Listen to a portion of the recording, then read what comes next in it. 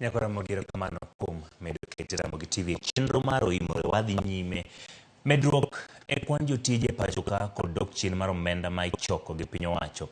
Oyangore ni kelo midhiere chenro manoketi maduoko piny pek ma chulo jotije piny owacho.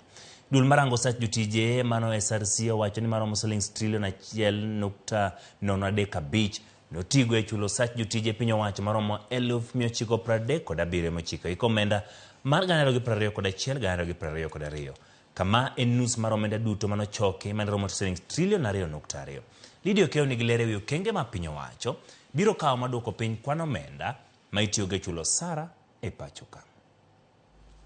Eromo mar adek mar goyo mbaka ewi chudo mag osach jotije piny owacho mano okelo kanyakla jokanyo moya e sectors mopogore opogore pacho ka. Duol marango osach jotije piny owacho SRC olando ni kwan mar omenda mano tigo de chulo jotije piny owacho e iko omenda mar 2020-2021 nodok piny kaoya e tamalo 54.77 mar omenda ma ichoke pacho ka nyaka tamalo 47.6 e hik omenda mar 2021-2022 kageno nitiere ni omenda no biro dok piny e hik omenda mar 2023-2024. The conference will be examining what are our challenges and what are the solutions that is being proposed. And the reason why we are involving a wider stakeholder is that the implementers is not going to be the people you saw here today.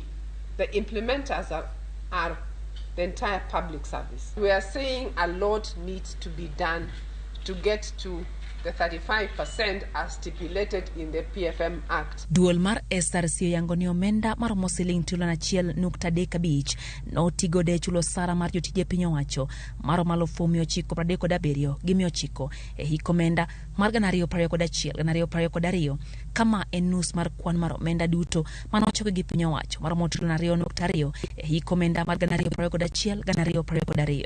It is a reflection of one hand the need to provide services, and on the other hand, the need to ensure that we are within acceptable levels of the public wage bill.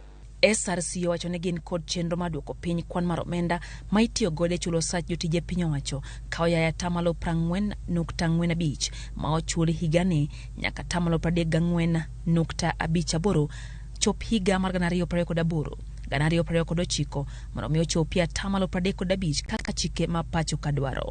Critical to this conference is the commitment to reducing the wage bill ratio to 35% of revenue in line with the provisions of the Public Finance Management Act 2022, and the commitment is to reduce that to 35% by 2028. SRC bendo yango ni nitiere okenge mamoko ma piny owacho geto kao mar duoko piny kwan mag omenda ma itiyo godo e yore mamoko ma ochuno thuolo mar higni 4 madongo kama oting'o ng'ado omenda mambalang' ma imiyo jood bura kod MCAs kuom bedo e od bura kama igeno ni koro biro keto omenda maromo bilion 6.8 e aguch piny owacho. Bende ogeto duoko piny omenda mambalang' ma imiyo jotend mbalariany gi jolupgi ma biro konyo reso omenda maromo milion 808 ng'ado oko omenda mar nyamburko ma ijugo osuru kata taxable car allowance ma biro konyo reso omenda maromo bilion 9.7 kaachiel gi okenge mamoko. Lydia Okeyo, Ramogi TV, Nairobi.